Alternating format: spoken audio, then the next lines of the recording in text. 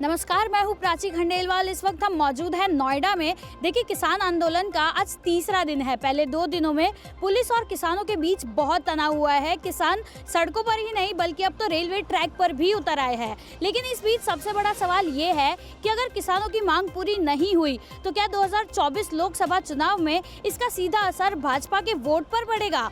आइए इस बारे में जनता की राय जानते हैं। किसानों की नाराजगी की वजह से क्या बीजेपी के वोट पर असर पड़ेगा? मुझे तो लगता नहीं कोई असर पड़ेगा कि बीजेपी ने इतने काम किए हैं। लाइक 2014 से लेके 2023 तक तो बहुत कुछ किया है। इंफ्रास्ट्रक्चर देखिए और आपका इंटरनेशनल पे देखिए, और आप 370 है, 3 तलाक है, राम मंदिर है, और क्या चाहिए हम लोगों को। हम भी खुश हैं अभी तक तो। देखिए, पड़ेगा भी अगर मान लो वोट सर, तो बहुत ही माइन्यूट होगा। इतना जो एक स्टार्क डिफरेंस क्रिएट नहीं करेगा, क्योंकि आज की डेट में हर कोई कम्युनल पॉलिटिक्स में इन्वॉल्व है, जिसमें ये रहता है कि हर कोई जो भी वोट कर रहा है वो उसी पार्टी को करेगा, डिस्पाइट वो पार्टी उसके अगेंस्ट कुछ करे या कुछ उनके प्रॉफिट में करे। तो अगर किसान आंदोलन को देख लेते हैं एक तरीके से, जो सरकार के अगेंस्ट डिमांड कर रहे हैं कुछ, तो जो कांग्रेस को सपोर्ट करते हैं, जो भी कांग्रेस को सपोर्ट करते हैं वो किसान के आंदोलन के साथ रहेंगे और वो और ज़्यादा मोटिवेटेड होकर बीजेपी के अगेंस्ट वोट करेंगे। But those who are in the BJP politics, like who supports BJP, they will continue supporting BJP despite the fact that the kisan andolan is against them.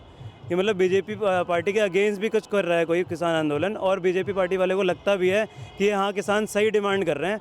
फिर भी आज की डेट में ऐसा हो गया कि कम्युनल पॉलिटिक्स की वजह से इतना ज़्यादा पोलराइजेशन हो गया, जिसकी वजह से ऐसा होता है कि हर कोई उसी पार्टी को वोट करेगा डिस्पाइट वो पार्टी उसके कुछ अगेंस्ट भी करते। कुछ ऐसे, जैसे आज की डेट में आप देख लीजिए, महंगाई इतनी हो गई है, जॉब्स नहीं है, बट राम मंदिर बन गया है।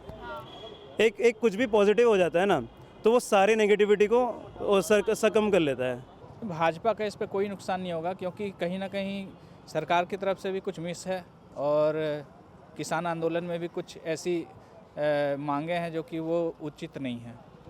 सबसे पहले तो मुझे ये लगता है कि किसानों को जो मतलब मांगे, सरकार उनके साथ जो बातचीत करना चाहती है, सरकार के साथ में बातचीत उनको करनी चाहिए। अगर फिर भी कुछ उसका निर्णय नहीं निकलता है, कोई समाधान नहीं निकलता है, उसके बाद में हो सकता है उसका वोट पे कुछ असर पड़े। फिलहाल अभी अगर बड़े लेवल पे के किसान इस पे कर रहे हैं और उनको मतलब ये भी सुनने में आता है कि कहीं से विरोधी पार्टियां या कोई बाहर से भी उनको फंडिंग होती है, तो जनता तो इस बारे में जानती है कि ये सब चीज़ें चल रही है। क्योंकि एकदम से इतने बड़े लेवल पे इतना बड़ा आंदोलन करना और इतनी ये मतलब सारी चीज़ें सरकार को भी इसका विरोध करना, ये अचानक से नहीं होता है। तो जनता भी इसको समझती है। तो मेरे हिसाब से वोट पे तो इस पर बीजेपी के वोट पे कोई खास असर पड़ने वाला नहीं है, क्योंकि बीजेपी के जो वोटर्स हैं वो चाहते हैं कि इंफ्रास्ट्रक्चर डेवलप हो, बाकी चीज़ों में भी डेवलपमेंट हो, खेती मतलब किसानों के साथ साथ में उनकी भी उन्नति और हर चीज़ ज़रूरी है। लेकिन जो आम टैक्स पेयर है वो मेरे हिसाब से बीजेपी को ही वोट करेगा, इससे कोई खास फर्क पड़ने वाला नहीं है। नहीं, बीजेपी को इससे कोई फ़र्क नहीं पड़ेगा। मेरे ख्याल से तो बीजेपी किसानों के लिए भी काम कर रही है। चाहे छोटे लेवल को, या इस साल गन्ने का भी रेट बढ़ाया गया है, धान गेहूं का भी आगे बढ़ ही रहा है रेट, तो उससे हमको नहीं लगता कि ये फ़र्क है। ये एक पॉलिटिकल स्टंट है, जिसकी वजह से एक फार्मर को पंजाब और हरियाणा में भी थोड़ा वोट बैंक में उधर थोड़ी कमी आए, क्योंकि उधर का थोड़ा सा माहौल अलग चल रहा है, बीजेपी की तरफ नहीं है उतना। नहीं, सरकार पे कोई फर्क नहीं पड़ा। बीजेपी का वोट बैंक फिक्स है, बीजेपी वोट फिक्स है, वो मिलेगा उन्हें। किसान आंदोलन से इस टाइम कोई फर्क नहीं पड़ेगा, जबकि जयंत चौधरी जो आरएलडी वाले हैं वो भी बीजेपी में आ चुके हैं, अब तो बिल्कुल भी नहीं पड़ेगा। कुछ नहीं पड़ेगा, एक पैसे का नहीं पड़ेगा। मुझे मैम तो समझ में नहीं आता, क्या पंजाब में ही किसान है, हरियाणा में ही किसान है, बिहार, यूपी, उड़ीसा, यहाँ के किसान नहीं आते हैं मैम? यहाँ किसान नहीं हैं।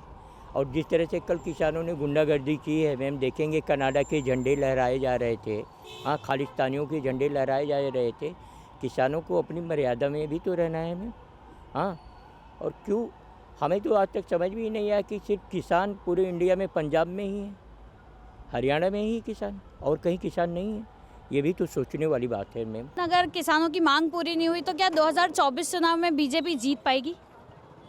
बीजेपी देखिए कहीं ना कहीं मोदी के चेहरे पे जीतेगी, लेकिन जो मांग है वो एक तरीके से आप जायज़ भी कह सकते हो, नाजायज़ भी कह सकते हो, क्योंकि ये मांग कायदे में छोटे किसानों के लिए है और बड़े किसानों का इसमें कुछ फ़ायदा नहीं है। मतलब फ़ायदा है उनको, लेकिन बड़े किसानों को ये के लिए जायज़ नहीं है ये मांग।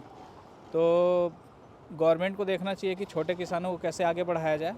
बड़े हैं तो अगर मांग रहे हो तो उनको टैक्स भी देना चाहिए, क्योंकि हम टैक्स पेयर पे भी उस चीज़ का असर पड़ेगा। अगर ये मांगे मांगी आती है। ऐसा हो गया है कि अभी जो ये किसानों की आंदोलन है, ऐसे बहुत सारे प्रोटेस्ट होते रहते हैं, जंतर मंतर पे पूरे टाइम होते रहते हैं। So these are very futile, I would say कि these are very minute protests which are not taking big level, they are not going on that level कि मतलब ऑल ओवर इंडिया को वो आए। तो एक दिल्ली में, कैपिटल में हो रहा है, वो अच्छी वो बात है कि हाँ ठीक है, एक हाईलाइट हो रखा है, न्यूज़ में आ रहा है, बट इतना ज़्यादा डिफरेंस क्रिएट नहीं करेगा क्योंकि आज की डेट में इतना ज़्यादा बीजेपी के सपोर्टर्स बढ़ गए हैं, तो वो ये एक दो प्रोटेस्ट इतना ज़्यादा अफेक्ट नहीं करेगी। मतलब मैं ये कहना चाह रहा हूँ कि बीजेपी पार्टी की मेजॉरिटी रहेगी, मान लो 100-200 1000 10,000 वोट पे कम फ़र्क पड़ेगा, लेकिन वो स्टार्क डिफरेंस क्रिएट नहीं करेगा। 2024 के लिए तो कोई इफेक्ट नहीं होगा, मुझे नहीं लगता ऐसा कुछ है।